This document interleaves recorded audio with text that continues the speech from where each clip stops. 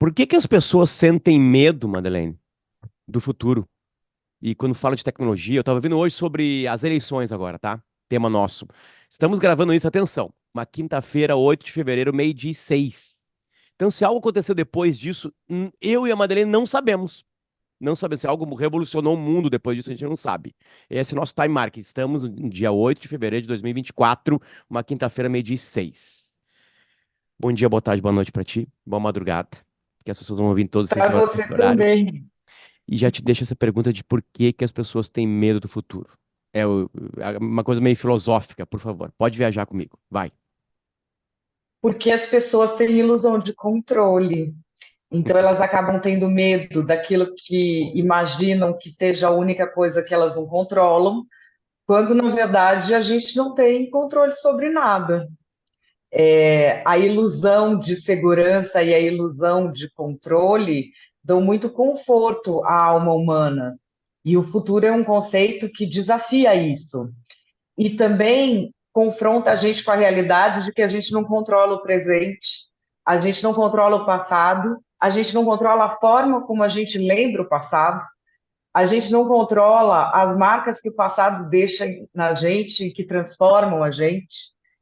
E a gente tem de viver sem controlar as coisas. Eu acho que é por isso que as pessoas têm medo do futuro, pela ilusão do controle. E a tecnologia piorou isso ou uma pessoa em mil. A tecnologia que eu digo é essa tecnologia, né? Essa que nos cerca hoje, que é muito claro que é tecnologia, porque tudo foi uma tecnologia. Né? O domínio do fogo foi uma baita tecnologia, talvez a maior de todas, enfim. Mas isso sempre assombrou ou estamos mais assombrados porque a tecnologia nos toma quase que completamente a vida?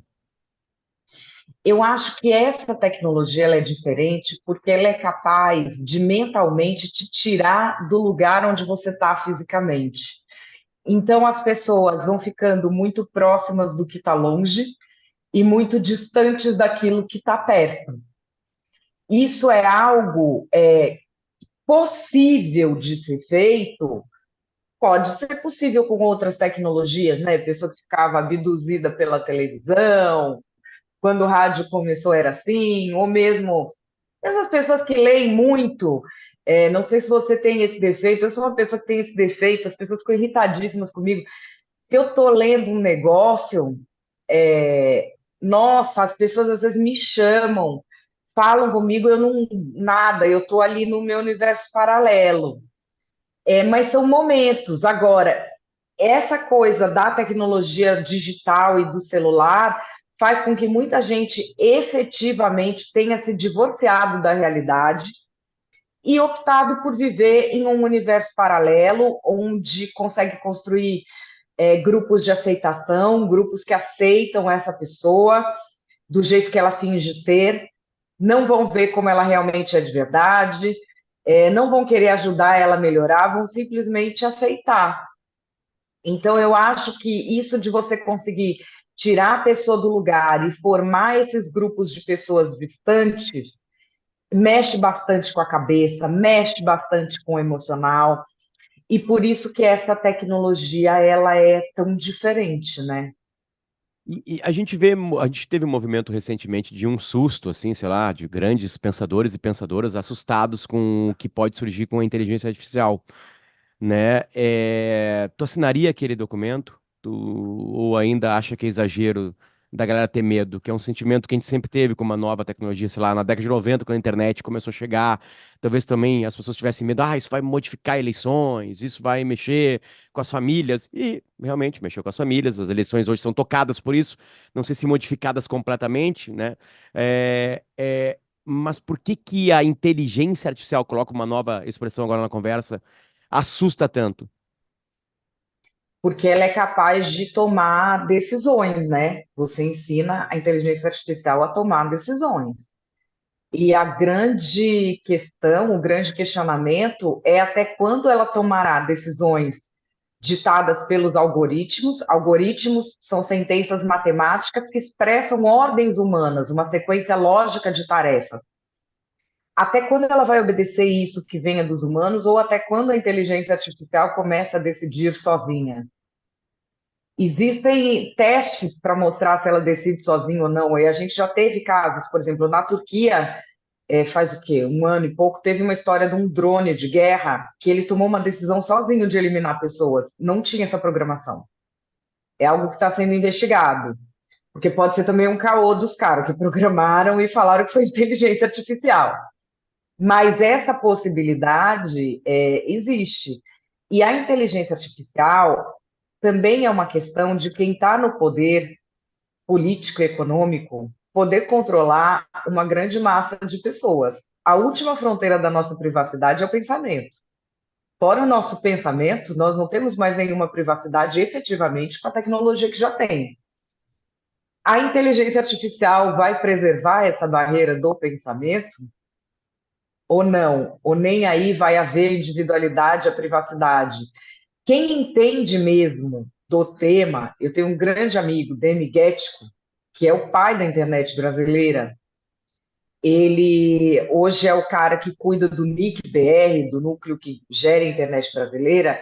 O dele é muito mais apreensivo com inteligência artificial do que eu, porque ele diz que é uma tecnologia mais avançada do que eu, que sou leiga, por exemplo, conheço, e de repente a gente superestima o poder da consciência humana, o quanto as pessoas são capazes de manter seus princípios e propósitos ou o quanto elas vão se deixar subjugar.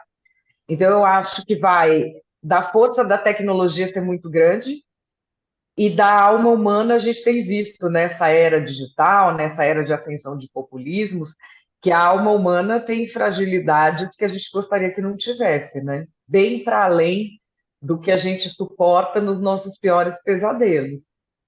Madeleine, eu acho que o teu trabalho, assim, linkando a isso de privacidade, né, que hoje só resiste lá no nosso pensamento, o teu trabalho nos últimos tempos, assim, é muito mais, pelo menos eu enxergo assim, é tipo uma coisa meio didática para a gente não ser bobo nas redes sociais, né? Tipo assim, Isso. né? É tipo assim, gente, calma, né? Vamos tentar pensar um pouquinho, não vamos tentar ir nessa onda, né? Porque são ondas, enfim, né? É, é, é, por isso que eu quis linkar já de começo a inteligência artificial, né?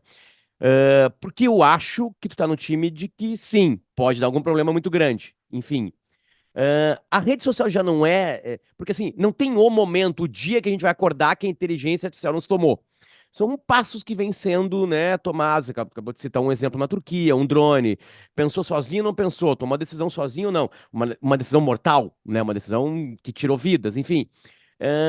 A gente não vem já nesse processo da tecnologia nos tomando, e quando ela nos tomar completamente, a gente viu que isso começou, sei lá, no Orkut, isso começou no Facebook. Sim, sim, porque assim, olha, você veja na nossa área que é jornalismo, já vários dos grandes portais têm uma, vamos dizer, uma proporção significativa de notícias que são escritas por inteligência artificial. E aí é uma coisa assim, por exemplo, uma reportagem investigativa, uma reportagem que fale sobre os sentimentos das pessoas, os contatos humanos que você tem para levantar aqueles dados, você não consegue reproduzir por inteligência artificial. Mas uma reportagem que seja Bolsonaro tuitou tal coisa ou Lula tuitou tal coisa, a inteligência artificial consegue fazer. Então, a gente teve pelas redes sociais uma simplificação intelectual generalizada, porque as coisas que eu vejo adultos falando, eu fico. Assim, a simplicidade de raciocínio, eu costumo dizer que é uma simplicidade intelectual de propaganda do dolinho, né, que a gente está vivendo. Que a pessoa fala assim, fulano não fala a verdade. Quando você não xinga, a pessoa acha que você não está falando a verdade, porque ela não tem mais capacidade de abstração para entender o que você está falando. A pessoa quer saber a sua opinião, ela pergunta antes para você: você é de direita ou de esquerda? Você é Lula ou é Bolsonaro? Quando você tem essa idiotização coletiva, essa redução da capacidade de abstração e de compreensão de fenômenos complexos, esses seres humanos idiotizados, que ficam levantando hashtag xingando os outros o dia inteiro, eles podem ser substituídos por uma inteligência artificial que nem precisa de tanta tecnologia. O que que uma pessoa adulta que levanta uma hashtag Lira inimigo do povo, a sério, pensando que está militando. Você nem precisa evoluir a inteligência artificial para substituir esse cérebro. Esse cérebro já pode ser substituído. Então, assim, se as pessoas se deixarem idiotizar, que é o que elas estão fazendo, se as pessoas, por exemplo, a gente vê pessoas adultas que têm profissão, que têm família, que diante de qualquer coisa fala assim, faz o L ou fulano é bolsonarista. Essas pessoas estão se deixando idiotizar, porque um adulto que tem uma reação tão primal, tão infantilizada, ele está deixando o cérebro dele regredir. Ele está deixando o cérebro dele deixar de ter complexidade. E ele vai ser substituído por inteligência artificial. Você não precisa nem evoluir tanto a inteligência artificial para substituir uma pessoa burra. E as pessoas estão se deixando emburrecer por quê? Porque você fazer parte desses grupos que xingam os outros e você falar clichês, primeiro, te dá um falso senso de elitismo. Depois, te economiza trabalho árduo para ter reconhecimento público. Então, assim, o fulano é tido como alguém politizado porque ele grita, faz o L, ou está com saudade do Bozo. Entende? Ele é tido pelo grupo dele como se ele fosse uma pessoa politizada. Então, ele ganha o status de algo que ele não tem, que ele teria que trabalhar para ter, que é ser politizado. Mas ele consegue, nessa dinâmica da rede social, ganhar esse status. Então, o que acontece? Se ele realmente acreditar nisso, ele já emburreceu nisso, na área da questão política.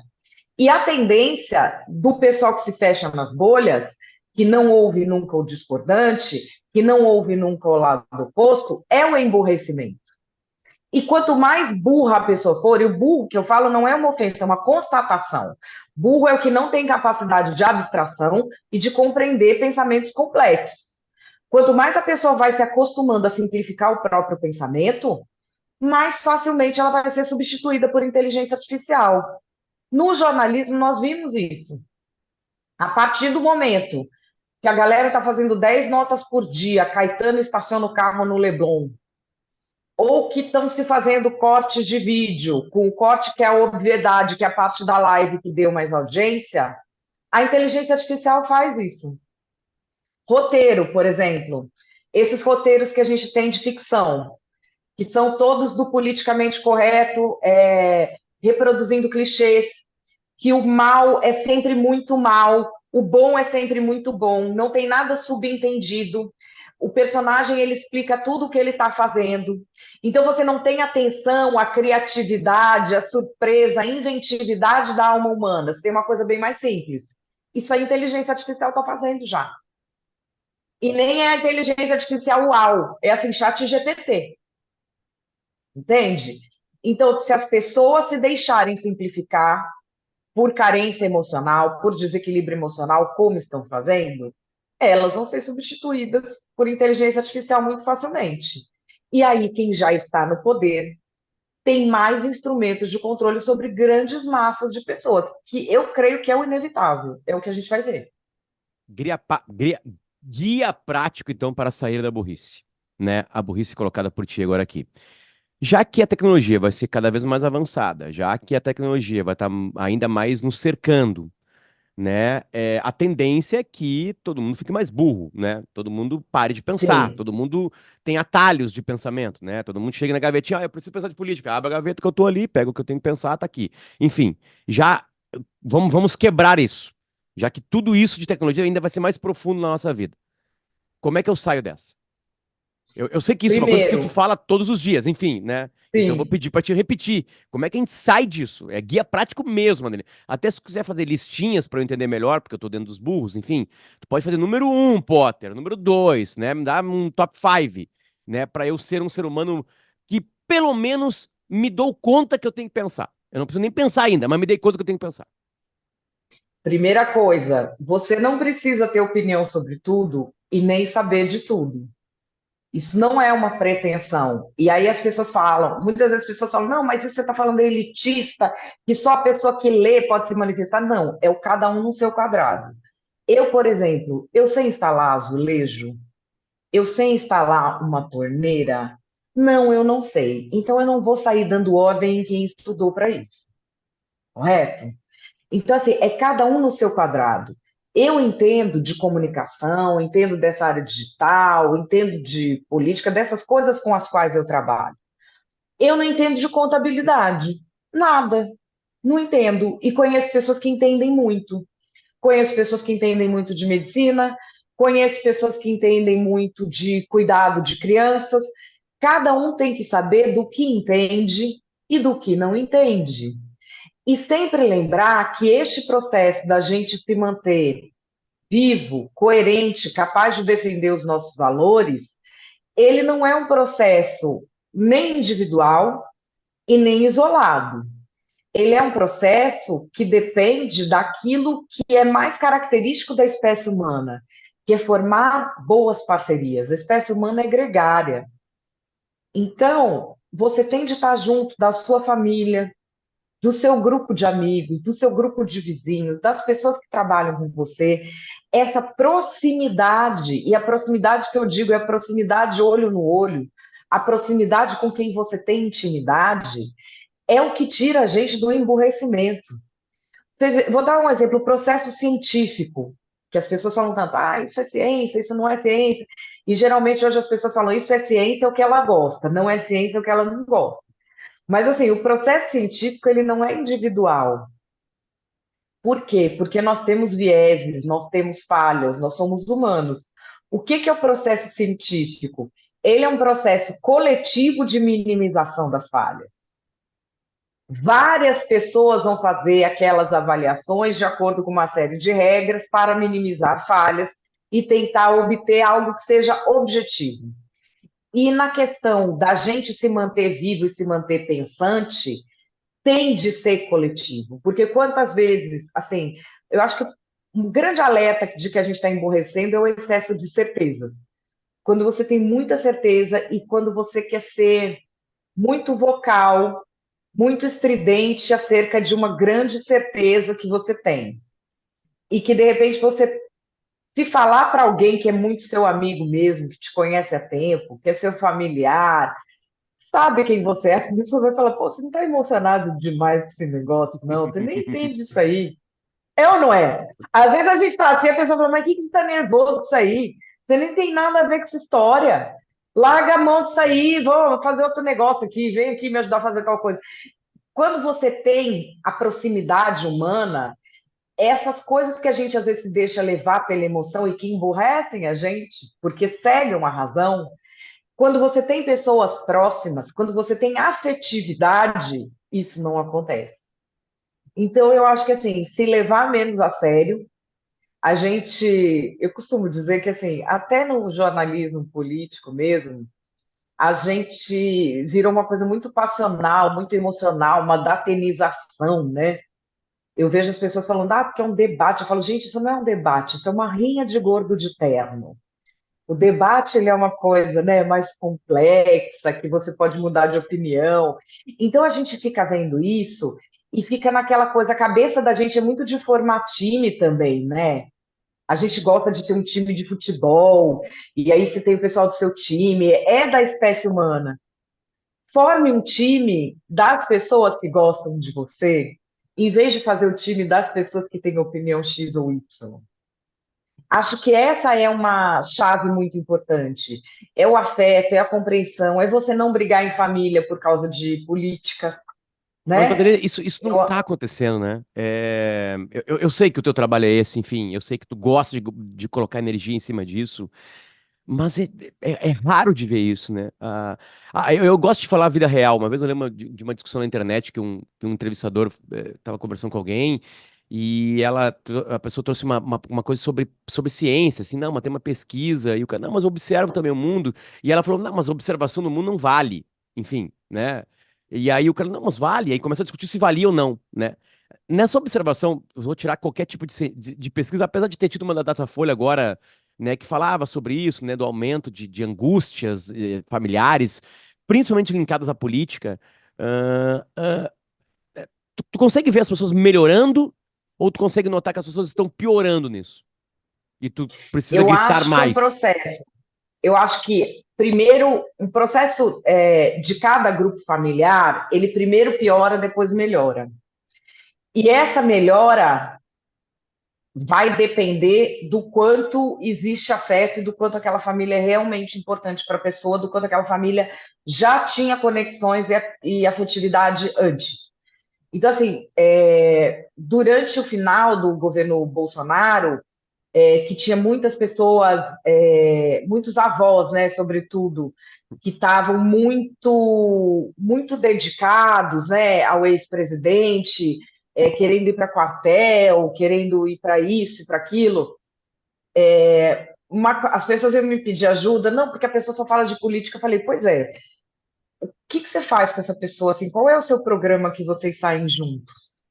E não tinha, não tinha.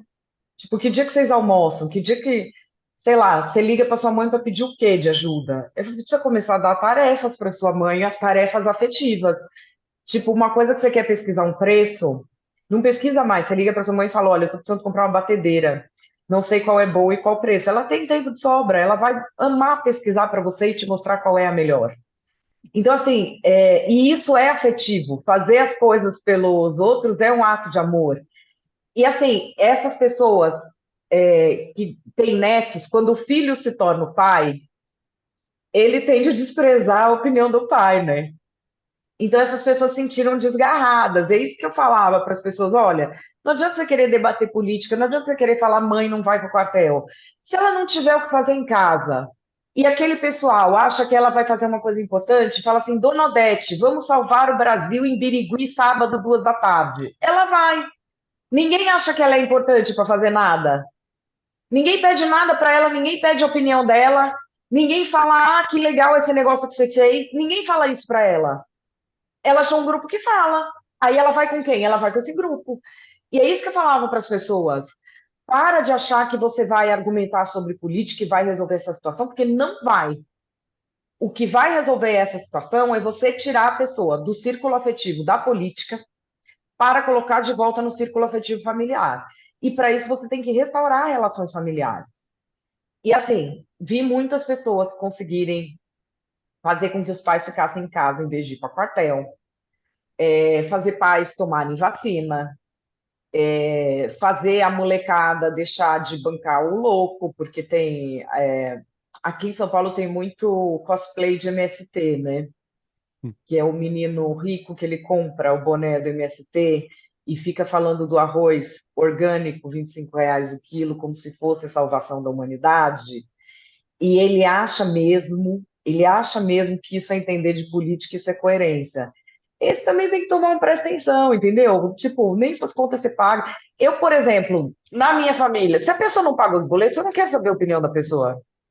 Eu não tenho nenhum interesse em opinião de jovem. Ele deu opinião para os outros jovens, eu não quero saber o que ele pensa. Deixa ele errar, depois que ele for responsável pelos próprios erros, aí eu ouço, se eu não tenho paciência. E e as pessoas têm que saber as coisas, por exemplo, o que um jovem fala, que ele quer desafiar os pais, que não sei o quê, é um processo psicológico típico da juventude, em que ele começa a se firmar como adulto. Isso é importante. O que ele está falando não é. O que ele está falando depois ele vai ver que era tudo pataquada, como a gente que já foi jovem sabe. Então, assim, deixar de levar tão a sério essas coisas e manter a questão afetiva. O jovem, ele tem que enfrentar o mais velho? Tem. Quem é mais velho tem que saber disso e não ficar melindrado também com o que o jovem está falando. Porque não importa o que o jovem está falando, ele vai ter que te enfrentar com alguma coisa, ele vai ter que se contrapor. E a pessoa mais velha vai querer uma afetividade. Você vê nas sociedades orientais, você tem praticamente uma reverência, né, pelo mais velho, pela experiência dele. Não é da nossa cultura isso. Não é da nossa cultura, infelizmente. E aí essas pessoas estão descobrindo a internet, estão descobrindo esses grupos e estão se refugiando nisso. Enquanto a restauração não for emocional, cada um achar que está com a razão, a gente vê o que está acontecendo nas famílias. Então, cada uma tem um ritmo. Quando tem mais afeto, a percepção de que há um problema é mais rápida. E a solução também. Quando tem menos afeto, a percepção de que aquilo é um problema é mais demorada. E talvez não haja solução, talvez a solução seja o rompimento, porque um gosta de um político e o outro do outro. Mas isso acontece quando o rompimento, na verdade, já havia, né? a decisão o assunto política entra porque é impossível não entrar, né? Mas enfim, o que eu ouço de pessoas assim que brigaram com parentes, a gente entrevistou bastante gente sobre esse tema, é que eu falei, mas é só quem votou, não, não. Ela escolheu um assassino. Eu não posso andar com quem escolheu um assassino, né? Tipo assim, não, não, não, não, só um pouquinho. Gosto de ladrão. Gosta de ladrão. Não vou andar com quem gosta de ladrão. Não quero mais falar. Foi uma liberdade pra mim. Foi uma liberdade, mas a longo prazo, os caras vão ficar no caminho, como todos os outros ficaram. E aí, como é que é? A pessoa não consegue entender porque ela trata assim, ela não consegue ver. É tipo um lifestyle, né? É outra Você armadilha. sabe que isso tem uma classificação científica, né? Tem um instituto da Universidade de Gotemburgo que chama VIDEM, que ele analisa o estado da democracia em todos os países do mundo. Esse tipo de comportamento que você descreve, que é desconfiar moralmente de alguém por causa da opção de voto, ele é chamado de polarização tóxica. Ele não é um comportamento político. Ele emula o vocabulário da política. Mas ele não é política por quê? Porque ele é antipolítica. Política é criar pontes. Derrubar pontes é antipolítico. Então a pessoa, ela mimetiza o vocabulário político. Então a minha causa é que eu não ando com quem gosta de ladrão. A minha causa é que eu não ando com quem gosta de assassino. E se você for ver na vida da pessoa, nos negócios dela, ela anda assim. Ela anda com gente até pior. Ela fecha o olho para coisa pior e talvez faça algumas dessas coisas. Mas ela cria uma imagem social de que eu sou bom porque me distancio daquilo. E ela efetivamente desconfia moralmente de alguém por causa de um voto. Que também é uma simplificação do pensamento muito absurda para uma pessoa adulta, né? E isso existe, inclusive, em pessoas inteligentes. E é um processo emocional e que se chama polarização tóxica. Segundo a Universidade de Gotemburgo, a polarização tóxica ela promove um esgarçamento do tecido social. E as sociedades em que isso acontece são as sociedades em que a gente está tendo regresso democrático e instauração de autocracias. Porque, como uma parte do país desconfia moralmente da outra, ambas as partes estão a fim de dar um poder desmedido para um político que resolva. E aí a gente tem autocracias. É um processo que existe no mundo todo e que aqui é muito claro. Madalena, eu tô ficando triste. A gente começou há 28 minutos, eu tô ficando triste. Pode me trazer uma notícia Porque boa? Pode me trazer uma notícia boa? Uma coisinha boa, hum, assim, tipo assim, sei lá. Não, Potter, calma aí, olha só. Temos uma saída. Enfim, né? Porque assim, tá tirando um retratos, né? Tá largando na nossa cara retratos, porque eu tenho certeza que quem tá escutando aqui tá achando os elementos, os CPFs e encaixando todos eles, né? Para todos os lados, enfim, né? Eu vou trazer vou trazer uma coisa. Psiquiatra, eu lá, né? Sentado lá com ela, conversando, enfim. E aí tava muito triste que eu tinha brigado com alguém que eu gosto muito, né? Uma bobagem, assim, que tava linkada à política, não era exatamente política, mas eu briguei. E ela assim, tá, mas quem é essa pessoa? Essa pessoa é isso, tá. Resumindo, depois de 10 minutos a fala dela. É um alicerce na vida dela. Tu não bate, ela não consegue discutir contigo o assunto. Ela está discutindo a viga do prédio dela. Tá já afundado, a metros que mantendo em pé. Então, tu não vai discutir com uma viga. Não é discutir com a viga em si, não é que a pessoa chama viga. Tu não vai querer derrubar a viga de alguém que tu gosta, né? Eu acho que tu acabou de falar. Fala de batedeira com ela. Fala de batedeira, sei lá, ou escolhe ambiente. Era uma discussão de grupo de WhatsApp, que é o pior grupo, o pior momento possível. Caí na armadilha, caí. Fui tentar falar o que eu pensava. A armadilha foi essa. Eu falei, não, eu penso diferente, eu acho que acabou. Terror e pânico, blá blá blá, enfim.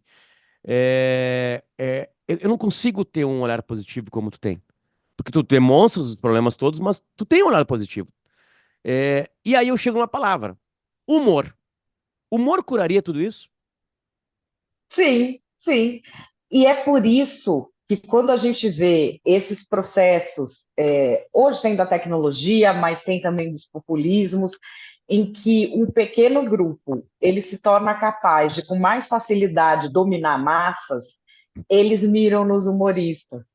Por exemplo, na Idade Média foi assim, o regime soviético foi assim, o primeiro alvo, o cataplaste primeiro é nos humoristas. E no Brasil está acontecendo o quê? Quem que está tomando o maior pau? É o humorista. Os caras tiveram a cara de pau de fazer uma lei.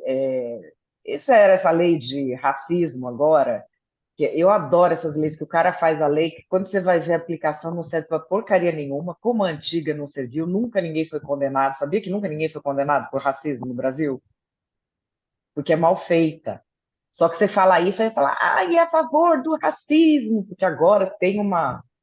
Enfim, tem esse pessoal que tudo não consegue ver nuances. Mas aí você vai vendo que as pessoas estão fazendo esses movimentos contra os humoristas. Essa lei que passa do racismo agora, ela é mais grave se for piada do que se for racismo mesmo. Esses movimentos a gente vê quando existe uma tentativa de. O que eu digo fechamento do regime é de manter o poder na mão de poucos. E aí, o que acontece? As pessoas tentam reagir ou batendo de volta na mesma moeda ou se levando muito a sério. E elas não são boas nisso. Então, eu acho que é por isso que o humor é tão importante, é por isso que o humor é tão libertador. Eu abri agora um Instituto de Defesa da Liberdade de Expressão, se chama Instituto Direito de Fala, IDF. E a gente tem, eu divido em quatro as liberdades mais atacadas no ramo da liberdade de expressão. Primeiro, a liberdade de imprensa e de expressão em redes sociais, liberdade de cátedra, liberdade religiosa, e aí a liberdade artística e humorística. O que justifica o Danilo Gentili ter quase 100 processos judiciais, ter mais processo do que assassino?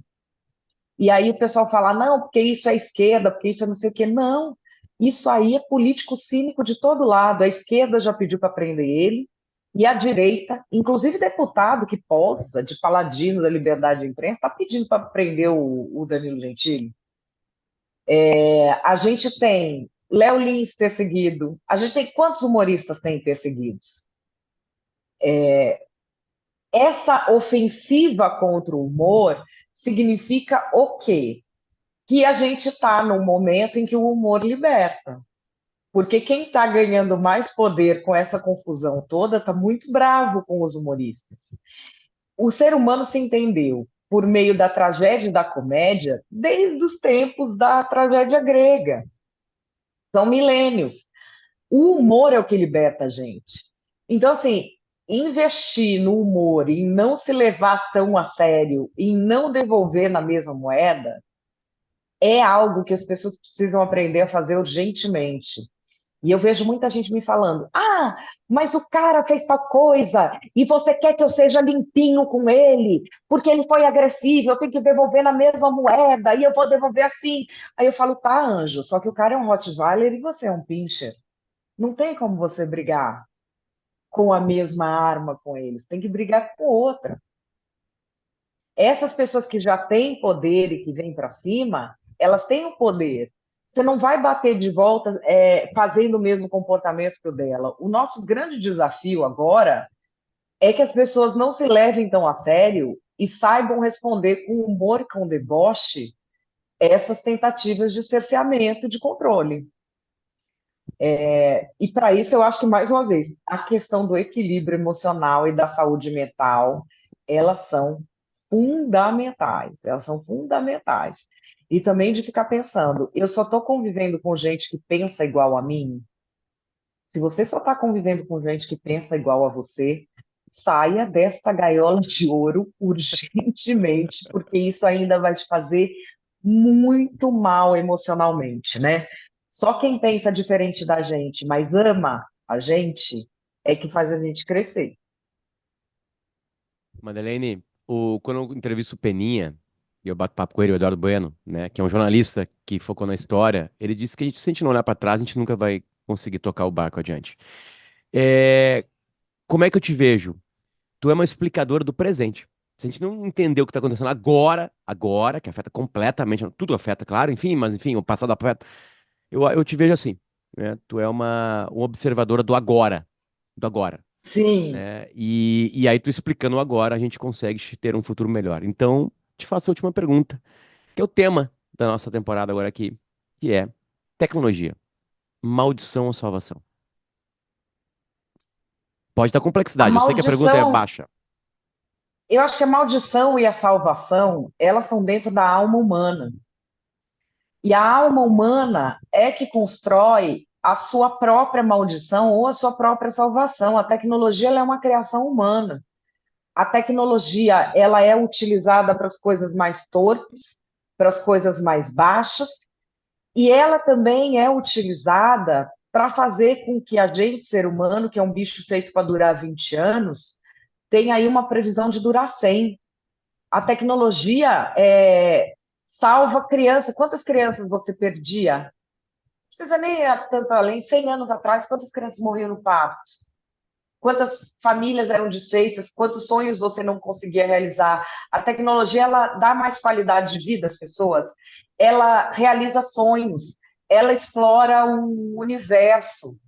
Ela traz de volta coisas que a tecnologia destruiu. Vou te dar um exemplo que eu adoro.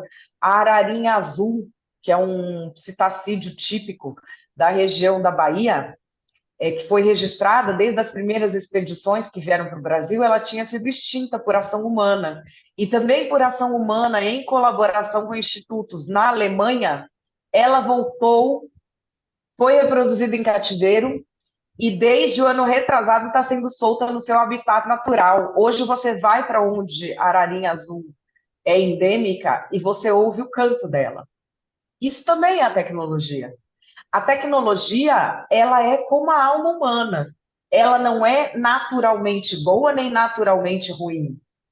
E isso é um erro que as pessoas têm hoje, ultimamente, muito, né? O meu grupo é muito bom e o outro é muito ruim. Não! A gente tem essa dualidade. A tecnologia, como qualquer produto humano, tecnologia, ela é a dualidade. Se você achar que ela é só para o bem e que você é do bem, você vai usar para o mal, porque você não se disciplina. Se a gente tiver na cabeça que a tecnologia ela pode trazer a maldição ou a salvação e que nós, com as nossas ações, podemos estar buscando tanto a salvação quanto a perdição, aí a gente consegue ter disciplina para ir num caminho melhor. Eu entendo que muitas pessoas vão conseguir ir nesse caminho melhor. A gente tem sempre muitas pessoas que estão evoluindo a tecnologia para a melhoria do mundo, mas infelizmente, conforme essa tecnologia ela fica mais democrática, ela tem mais acesso, também a gente tem mais pessoas que vão se perder. O ser humano tem o livre-arbítrio. A gente pode explicar os fenômenos, a gente pode evoluir a tecnologia, a gente pode falar sobre as coisas. Se a pessoa decidir que ela vai utilizar tudo isso para cavar a própria maldição, a decisão é dela. Madeleine, muito obrigado pelo teu carinho e teu tempo com a gente. Muito, de verdade. Adoro te ouvir. Eu que te agradeço, viu? Muito, muito legal. Foi ótimo o papo aqui. Dificilmente, né, eu falo dessas coisas, falo de umas coisas tão comentadas de atualidade, adorei falar disso aqui. Coisa linda. Deixa eu agradecer a Tecnopuc, que é o parque de tecnologia da PUC aqui do Rio Grande do Sul, né, que abriu essa conversa e falou assim, Potter, houve gente que não gosta, houve gente que gosta, houve gente de tudo que é lugar, a gente quer ouvir, a gente quer fazer uma temporada de documento mesmo, assim, pra gente pegar várias opiniões de pessoas de diversas áreas, e aí eu fiz questão, tu teria que estar nessa lista, então muito obrigado por estar com a gente aqui. Um beijo pra ti. Muito obrigada, um beijo.